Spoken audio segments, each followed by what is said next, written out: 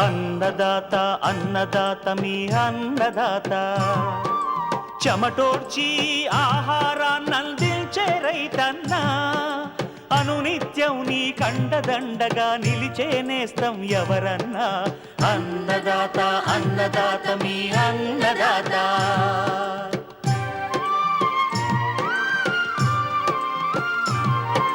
నూతన రీతుల సాగుబడికి నూరింతలు పెరిగే దిగుబడికి సూచనలిచ్చే సస్య రక్షణకు పశు పోషణకి శాస్త్ర విజ్ఞానం అందించి ముందుకు నడిపే తెలుగు రైతు భారతదేశానికి మకుటం అయ్యేలా తీర్చిదిద్దే ఆశయంతో మిమ్ము మేలు కొలిపేది అన్నదాత అన్నదాత అన్నదాత మీ అన్నదాత అన్నదాత అన్నదాత మీ అన్నదాత. అన్నదాత ప్రేక్షకులకు నమస్కారం. ఈనాటి ముఖ్యాంశాలు: ఆరోగ్యకరమైన వరి నారు కోసం పొలం తయారీ నుంచి సస్యరక్షణ వరకు జాగ్రత్తలు, చీడపీడల నుంచి పంటలను కాపాడే విత్తన శుద్ధి విధానం, తొలకరిలో పశువుల్లో వ్యాధులు వ్యాపించకుండా ఇప్పించాల్సిన టీకాలు, ఇంకా జై కిసాన్ వ్యవసాయ సమాచారం.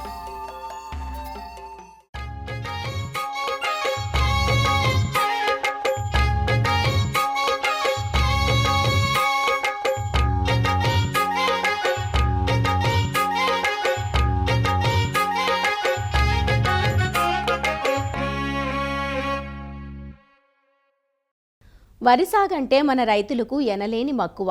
ఏ కొద్దిపాటి నీటి వస్తు ఉన్నా ఈ ధాన్యపు పంట సాగుకు మొగ్గు చూపుతుంటారు. ఈ ఏడాది వర్షాలు సకాలంలో కురిసినా వర్షపాతం మాత్రం తక్కువ నమోదైంది.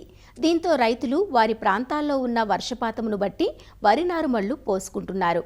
కోస్తా జిల్లాలోని డెల్టా ప్రాంతంలో ఇప్పటికే కొంతమంది రైతులు నారుమళ్లను పోసుకోగా మరికొందరు నారు పోసేందుకు సన్నద్ధమవుతున్నారు.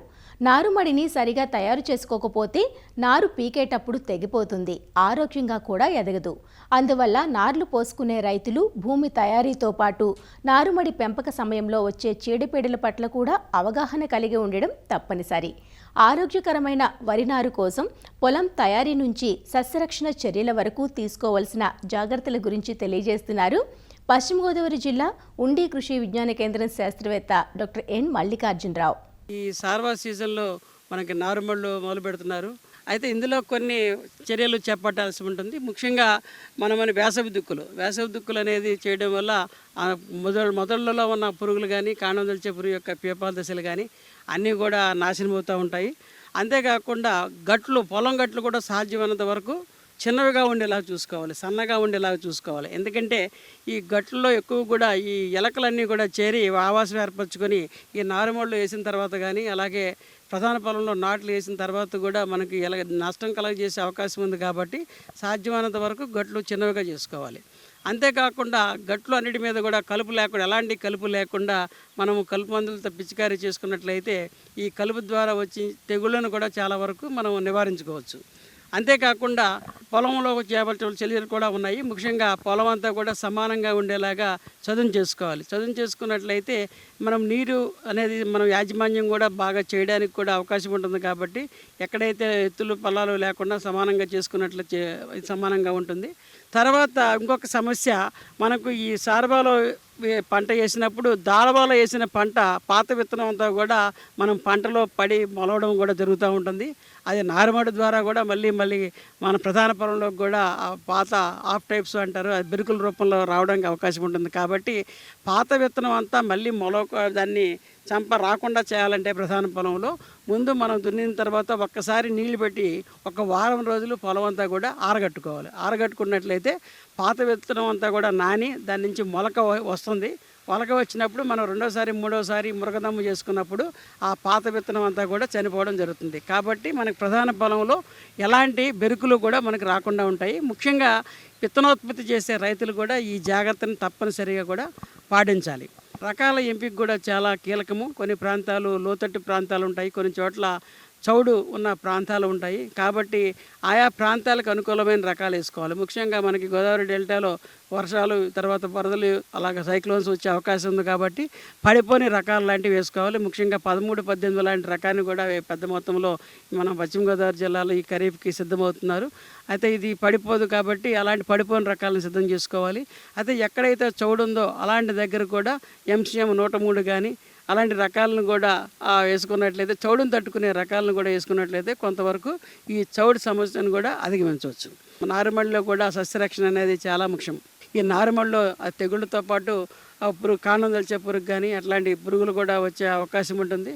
అంతేకాకుండా కొన్ని రకాల రసం పీల్చే పురుగులు వచ్చే అవకాశం ఉంటుంది. అలాగే కొన్ని రకాల న్యూట్రియంట్ డెఫిషియన్సీ అంటారు, అంటే పోషకాల లోపం వల్ల కూడా వచ్చే అవకాశం ఉంటుంది. ముఖ్యంగా మెట్ట నారుమళ్ళు వేసినప్పుడు కూడా ఐరన్ అలాంటివి కూడా వచ్చే అవకాశం ఉంటుంది. కాబట్టి అన్నీ కూడా ఎప్పటికప్పుడు చూసుకుంటూ ఉండాలి.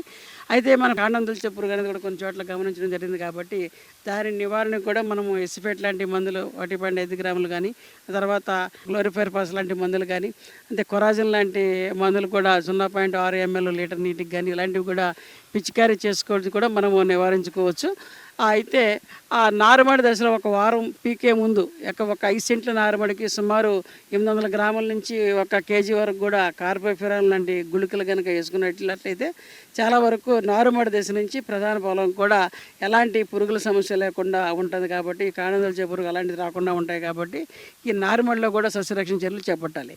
ఒక్కొక్కసారి వర్షాలు అధికంగా ఉండి నారుమడిలో ఎక్కువ వర్షాలు కనుక ఉన్నట్లయితే ఎగ్జాకోన్జాల్ లాంటి మందు 2 ml లీటర్ నీటికి కానీ, లేదా ప్రొపికోన్జాల్ లాంటి మందుని 1 ml లీటర్ నీటికి కానీ, వీటిలో ఏదైనా మందుని కనుక మనము నారుమడిలో పిచికారీ చేసుకున్నట్లయితే చాలా వరకు ఈ నారు ద్వారా వచ్చే తెగుళ్ళను కూడా మనం అధిగమించవచ్చు.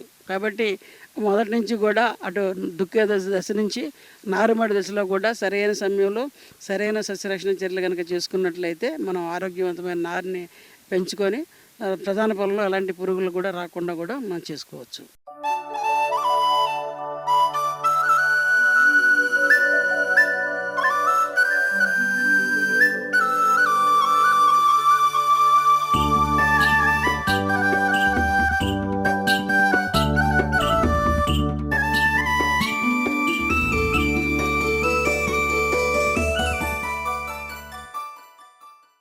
ఏ పంటలోనైనా నాణ్యమైన ఉత్పత్తులను సాధించాలంటే రైతులు ముందుగా దృష్టి పెట్టాల్సిన కీలక ఉత్పాదకం విత్తనం. విత్తు మంచిదైతే పంట బాగుంటుంది.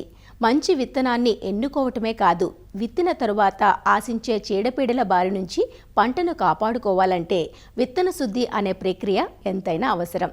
విత్తన శుద్ధి చేయటం వల్ల పైరు విత్తింది మొదలు నెల రోజుల వరకు పంటకు ఎటువంటి చీడపీడలు ఆశించవు. ఒకవేళ విత్తనాన్ని శుద్ధి చేయకుండా విత్తుకున్నట్లయితే ఆ పంటను తొలి దశలోనే మొదలు కుళ్ళు, వేరుకుళ్ళు, ఎండు తెగులు, రసం పీల్చు పురుగులు వంటివి ఆశించి నష్టపరుస్తుంటాయి.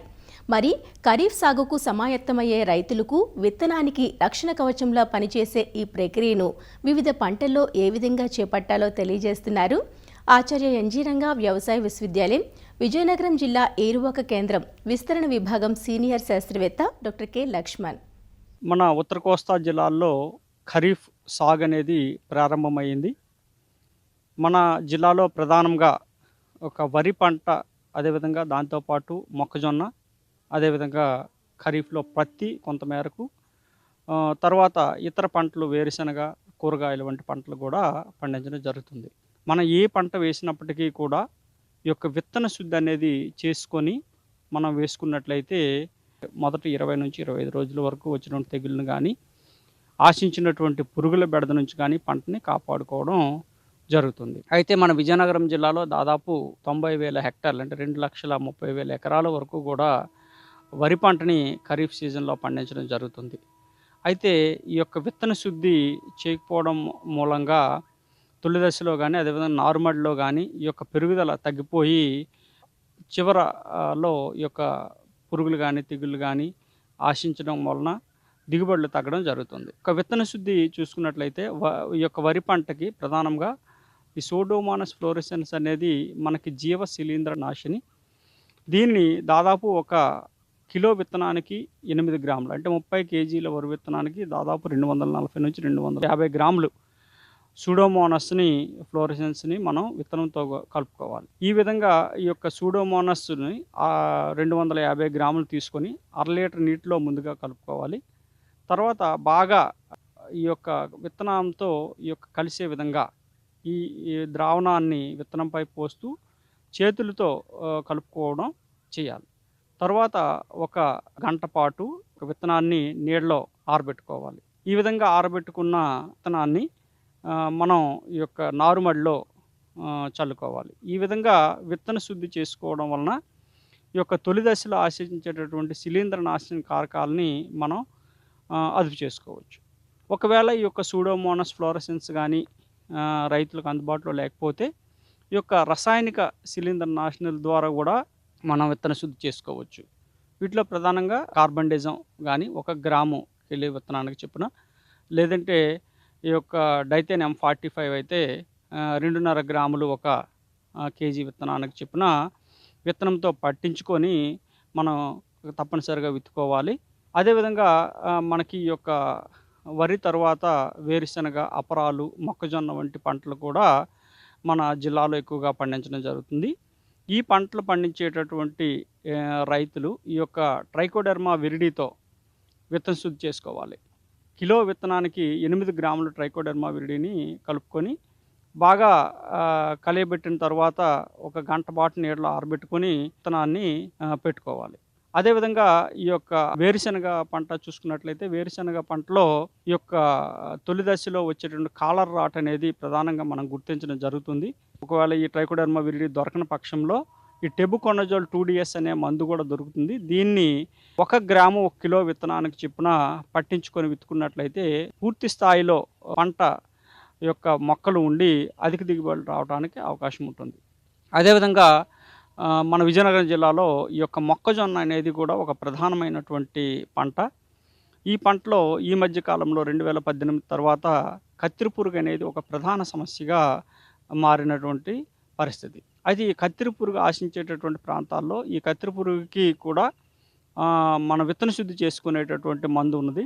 దాన్ని ఫోర్టాంజర్ డ్యూ అంటాము. 1 కిలో విత్తనానికి 6 మిల్లీలీటర్ల చొప్పున కలుపుకొని బాగా పట్టించుకొని ఆరబెట్టుకున్న తర్వాత రోజు ఈ యొక్క మన విత్తనాన్ని పొలంలో విత్తుకున్నట్లయితే దాదాపు ఈ యొక్క మొక్కజొన్న పంటని 20 నుంచి 25 రోజుల వరకు కూడా ఈ కత్తిరి పురుగు బారి నుంచి కాపాడడం జరుగుతుంది.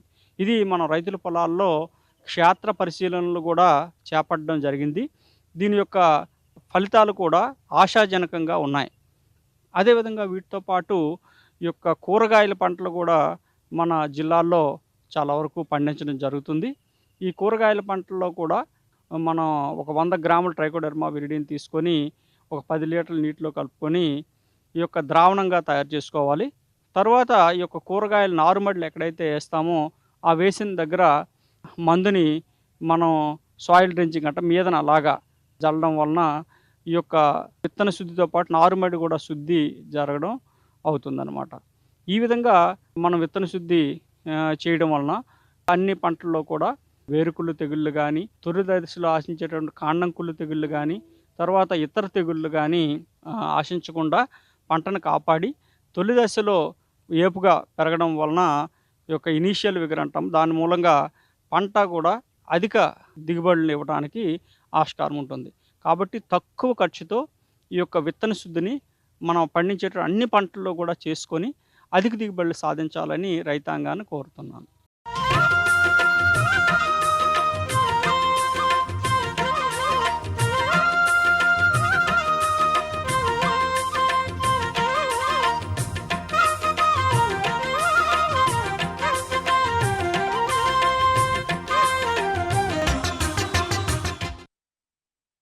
వర్షాకాలం అంటే వ్యాధుల కాలం. ఇప్పటిదాకా సెగలు పుట్టించిన ఎండలతో మూగజీవాలు బలహీనపడి ఉంటాయి. ఎండల అనంతరం పడే తొలకరి జల్లులు, ఏర్పడే వాతావరణ వ్యత్యాసాల వల్ల పశువుల్లో రోగనిరోధక శక్తి క్షీణిస్తుంది. అంతేకాక కొత్త నీరు, కొత్త పచ్చిక రోగాలకు కారణమవుతాయి. ఈగలు, దోమలు, కొట్టాల్లో ఆరని తేమ వంటివన్నీ వ్యాధుల విజృంభణకు అనుకూలంగా మారతాయి. వర్షాకాలంలో పశువుల్లో గొంతువాపు, గురక, జబ్బవాపు, జీవాల్లో చిటుకు రోగం, ఫుట్ రాట్ వంటి వ్యాధులు వచ్చే అవకాశం ఉంటుంది. నివారణ కన్నా నిరోధం ముఖ్యం కాబట్టి పశుశాలలను పరిశుభ్రంగా ఉంచుకోవడంతో పాటు ముందు జాగ్రత్తగా టీకాలు ఇప్పించడం ఎంతైనా అవసరం. రంగారెడ్డి జిల్లా హయత్ నగర్ పశు వైద్యాధికారి డాక్టర్ వై ఆనందరెడ్డి నుంచి అన్ని వివరాలు తెలుసుకుందాం. ఈ తొలకరి వర్షాలలో మెయిన్ ప్రాబ్లం ఏంటంటే ఇది హై టెంపరేచర్ ఉంటుంది. టెంపరేచర్తో పాటు వాతావరణంలో తేమ శాతం ఎక్కువగా అవుతాయి. ఈ తేమ శాతం ఎక్కువగా ఉండి టెంపరేచర్ ఎక్కువగా ఉన్నప్పుడు పశువు స్ట్రెస్కి గురైతే అలాంటప్పుడు కొన్ని రోగాలు వచ్చే అవకాశం ఉంటుంది, ప్రొడక్షన్ లాస్ అయ్యే అవకాశం ఉంటుంది. కాబట్టి జాగ్రత్తలు తీసుకోవాలి. ఈ వర్షాలు పడగానే జనరల్గా పచ్చిగడ్డి, తొలుత గడ్డి రావడం, చిగురించడం జరుగుతుంటుంది. ఈ టైంలో ఈ గడ్డి పెరిగినప్పుడు గడ్డితో పాటు దోమలు, తర్వాత జొర్రీగలు, వీటి పాపులేషన్ కూడా ఇంక్రీజ్ అవుతుంది. అయితే ఈ దోమలు, జొర్రీగలు వీటి వల్ల ట్రాన్స్మిట్ అయ్యే రోగాలు ఉంటాయి. ఉదాహరణకి ఎల్ఎస్డి కానీ, సర్రా కానీ, బెబీసియా కానీ ఇట్లాంటి రోగాలు ఈ తొలకరి వర్షాల టైంలో ఎక్కువగా వచ్చే అవకాశం ఉంటుంది. కాబట్టి ఈ టైంలో రైతు సోదరులు ఈ టిక్స్, గోమార్లు, పిడుదులు లేకుండా ఈ మందును అంటే బ్యూటాక్స్ లాంటి కొన్ని సైపర్మెథ్రిన్ లాంటి మందుని చల్లుకోవడము, తర్వాత హైటెక్ లాంటి ఇంజెక్షన్ ఇప్పించడం వల్ల వీటిని మనం నివారించవచ్చు. తర్వాత ఇప్పుడే తొలకరి వర్షాలు పడ్డప్పుడు నీళ్లు నిలవడము, ఈ నీళ్ళల్లో నట్టల గుడ్లు కూడా ఎక్కువగా ఉండే అవకాశం ఉంటుంది. అంటే నిమటోడ్స్ ఇన్ఫెక్షన్ అనేటివి ఎక్కువగా ఉండే అవకాశం ఈ తొలకరి వర్షాల టైంలో ఇట్లా నిమటోడ్స్ ఇన్ఫెక్షన్ కానీ పశువులలో ఎక్కువగా ఉండే అవకాశం ఉంటుంది. కాబట్టి వీటి వల్ల రక్తహీనత, తర్వాత పారుకోవడం జరిగే అవకాశం ఉంటుంది. కాబట్టి పశువులకు ఈ నట్టల నివారణ మందులు కూడా తాగించాలి. తర్వాత ఈ తొలకరి వర్షాలలో stress, heat stress, immunity stress కారణం వల్ల కొన్ని బ్యాక్టీరియల్ రోగాలు కూడా ఎక్కువగా వచ్చే అవకాశం ఉంటుంది. దానిలో అతి ముఖ్యమైనది పెద్ద పశువులలో అయితే హెచ్ఎస్, గురక రోగము, జబ్బవాపు. తర్వాత గొర్రెల్లో అయితే ఈ ఈటి అంటే దీన్నే చిటుక వ్యాధి ఎక్కువగా వచ్చే అవకాశం ఉంటుంది. అలాగే గొర్రెల్లో, మేకలలో ఈ వర్షాలు పడి నీళ్ళు నిలవడం వల్ల ఫుట్ రాట్ లాంటివి, తర్వాత న్యూమోనియా లాంటివి ఈ గొర్రెల్లో కూడా ఈ హెచ్ఎస్, పాచురెల్లాసిస్ వచ్చే అవకాశం ఎక్కువగా ఉంటుంది. ఈ తొలకరి వర్షాలలో గురక వ్యాధి ఎక్కువగా నల్ల పశువులకు వచ్చే అవకాశం ఉంటుంది. ఈ గురక వ్యాధి సోకిన పశువు మామూలుగా జ్వరం ఉండి గుర్ర అనే సౌండ్ చేసి చనిపోయే అవకాశం ఉంటుంది. కాబట్టి ఈ తొలకరి వర్షాల కంటే ముందు అంటే హెచ్ఎస్, బీక్యూ వ్యాధి టీకాలు ఇప్పించడం వల్ల ఈ రోగాన్ని మనం అరికట్టడం జరుగుతుంది. అలాగే ఈ తొలకరి వర్షాల టైంలో ఈ గొర్రెల్లో ఎస్పెషల్లీ గడ్డి రోగం ఎక్కువగా వచ్చే అవకాశం, దీన్నే చిటుక వ్యాధి అని కూడా అంటారు. ఈ చిటుక వ్యాధి సోకిన గొర్రె సడన్గా ఎగిరి కడుపు ఉబ్బి తర్వాత కొద్దిగా పుర్రు కొట్టి అంటే నరాల వ్యాధి లక్షణాలతో చనిపోవడం జరుగుతుంటుంది. ఈ వ్యాధి తొలకరి గడ్డి మేయడం వల్ల దీంట్లో క్లాస్ట్రీడియం అనేది పేగులలో ఎక్కువగా డెవలప్మెంట్ చెంది విషాన్ని విడుదల చేయడం వల్ల ఈ గొర్రెలు మృతి చెందే అవకాశం ఉంటుంది. కాబట్టి ఈ గొర్రెల కాపర్లు ఈటీ టీకాలు వేపించడం వల్ల ఈ గడ్డి రోగం రాకుండా గొర్రెల పెంపకదారులు చేసుకోవచ్చు ఈ టీకాలు ఇప్పించడం వల్ల. అలాగే ఈ తొలకరి వర్షాలప్పుడు ఏమవుతుందంటే అంతకుముందు షెడ్ అనేది అంటే ముందే ప్లానింగ్ చేసుకోవాలి. వర్షాలు పడేస్తుంది కాబట్టి రైతు సోదరులు షెడ్ని రిపేర్ చేసుకోవాలి, కురవకుండా చేసుకోవాలి.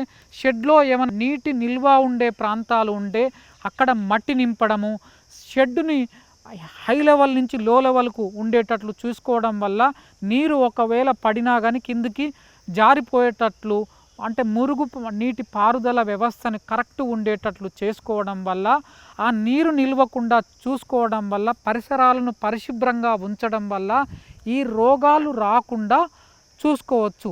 తర్వాత స్ట్రెస్ కానీ హ్యూమిడిటీ కానీ ఎక్కువగా ఉంటుంది. కాబట్టి బ్యాలెన్స్డ్ న్యూట్రిషన్ అనేది అంటే పచ్చి మేత, ఎండుగడ్డి, దాన, ఖనిజ లవణాలు సమీకృత పోషణ చేయడం వల్ల ఈ తొలకరి వర్షాల్లో వచ్చే స్ట్రెస్ని మనం అధిగమించవచ్చు.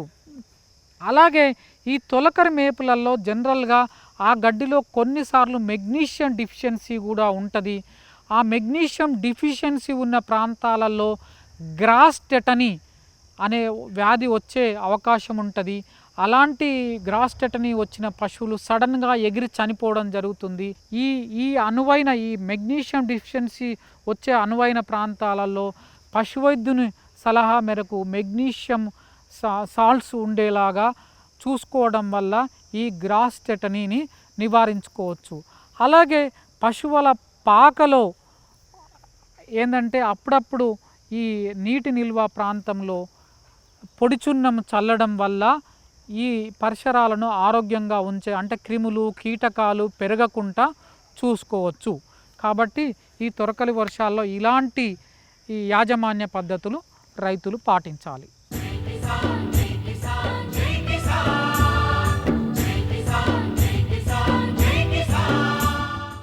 వ్యవసాయ సమాచారం ఇప్పుడు జై కిసాన్లో చూద్దాం.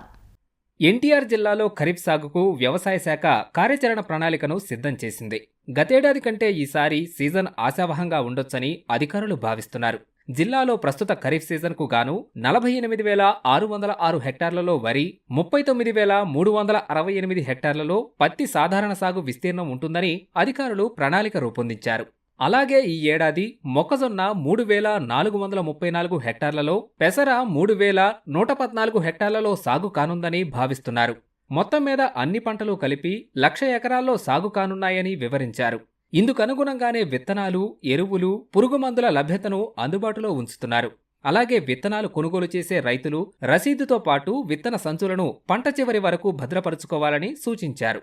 ప్యాడీ వచ్చేసరికి 48,000 హెక్టార్లు సిద్ధంగా ఉన్నదండి వేయడానికి. ఈ 48,000 హెక్టార్లు సరిపోయినటువంటి విత్తనాలు కూడా రెడీగా ఉన్నాయండి. రైతు భరోసా కేంద్రాలు ఎప్పుడంటే అప్పుడు సిద్ధంగా ఏపీ సీడ్స్ నుంచి వస్తున్నాయండి. తర్వాత రైతు దగ్గర ఉన్న విత్తనాలు కూడా ఉన్నాయి. కొంతమంది రైతు దగ్గర ఉన్న విత్తనాలు ఆల్రెడీ నర్సరీ వేసుకోవడం జరిగిందండి. లభ్యత మనకు వచ్చేసరికండి 3,162 క్వింటాళ్ళు ఆల్రెడీ పొజిషన్ చేసి ఉన్నాయండి. కొంతమంది తీసుకెళ్తున్నారు. ఇప్పుడు రైతు భరోసా కేంద్రాల్లో సిద్ధంగా ఉన్న విత్తనాల కొరత ఎక్కడా లేదు. రైతు దగ్గర ఉన్న విత్తనం ఉంది, డిపార్ట్మెంట్ సప్లై చేసే విత్తనం కూడా ఉన్నదండి. బీపీటీ 5204, MTU 1021 వెరైటీ, తర్వాత 1318 అంటే విజయవాడ వాళ్ళు ఎక్కువ 1318 రకం వేస్తారండి. అవి కూడా సిద్ధంగా ఉన్నాయి. ప్యాడీ ప్రొక్యూర్మెంట్కి ఇబ్బంది లేకుండా ఉన్న వెరైటీస్ సప్లై చేస్తున్నారు. ఎరువులు వచ్చేసరికి యాక్చువల్గా మనకి సీజన్కి వచ్చేసరికి దాదాపు 72,000 చిల్లర మెట్రిక్ టన్నులు అవసరం అవుతుంది. ప్రస్తుతానికి 46,000 మెట్రిక్ టన్నులు మన దగ్గర జిల్లా మొత్తంగా సిద్ధంగా ఉన్నదండి. రైతు భరోసా కేంద్రంలో ఉన్న గోడౌన్లో గ్రీన్ మెన్యూర్ సీడ్ పెట్టడం జరిగిందండి. గ్రీన్ మెన్యూర్ సీడ్ అయిపోయిన తర్వాత ప్యాడీ సీడ్ పెడతామండి. ప్యాడీ సీడ్ అయిన తర్వాత ఫెర్టిలైజర్ కూడా ఇండెంట్ పెట్టి తీసుకోవడం జరుగుతుంది. ఎరువులకి ఎలాంటి కొరత లేదు, సిద్ధంగానే ఉంది. బఫర్ స్టాక్ కూడా మార్కెట్లో ఉన్నదండి. ఎరువులు కొన్నా, విత్తనాలు కొన్నా, పురుగు మందులు కొన్నా ఆ బిల్స్ మాత్రం దగ్గర పెట్టుకోవాలని రిక్వెస్ట్ చేస్తున్నామండి. అది సూచన కంపల్సరీగా. ఎందుకంటే విత్తనాలు కొన్న తర్వాత పంట పోయినప్పుడు డిపార్ట్మెంట్ దగ్గర కానీ గవర్నమెంట్ దగ్గర కానీ వచ్చి వాళ్ళు నిరసన తెలియజేస్తుంటారు. వాళ్ళకి సహాయం చేయాలన్నా కానీ వాళ్ళు అక్కడ కొన్నారు అనేది ఒక ఆధారం లేకుండా పోతుంది. పర్టికులర్గా విత్తనాలు కొన్నప్పుడు సంచులు మాత్రం పంట అయ్యే వరకు, మీ దిగుబడి వచ్చే వరకు, వాళ్ళు చెప్పిన స్టాండర్డ్స్ మీ దగ్గరకు వచ్చే వరకు మీరు ఉంచుకోవాలండి. ప్రతి షాప్ని తనిఖీ చేస్తున్న ప్రతి షాప్ దగ్గర నుంచి విత్తనాలు సేకరణ చేస్తున్నామండి. యాక్టివ్ శాంపుల్గా తీస్తున్నాము. అది అనాలిసిస్కి పంపించడం జరుగుతుందండి. అనాలిసిస్లో కనుక స్టాండర్డ్స్ కనుక రానప్పుడు వాళ్ళ మీద కేసులు బుక్ చేస్తున్నాం. వాళ్ళ లైసెన్స్ క్యాన్సిల్ చేయడం కాదు, ఇంటర్న్ వాళ్ళ మీద 420 కేసు కూడా రైతులు మోసం చేశారన్న ఒక ఉద్దేశం 420 కేసులు కూడా పెడతాం. మరిన్ని విభిన్న అంశాలతో రేపటి అన్నదాతలో మళ్ళీ కలుసుకుందాం. అంతవరకు సెలవు, నమస్కారం. అన్నదాతలు తమ సందేహాలు, సమస్యలను 1800-425-4085 టోల్ ఫ్రీ నంబర్లో ఉదయం 10 నుంచి 11 గంటల మధ్య పని దినాలలో సంప్రదించగలరు. ఈ కార్యక్రమాన్ని యూట్యూబ్లో www.youtube.com/అన్నదాత ఈటీవీ లింక్ ద్వారా వీక్షించవచ్చు. అన్నదాత కథనాలు ఈటీవీ విన్ మొబైల్ యాప్లోనూ వీక్షించండి.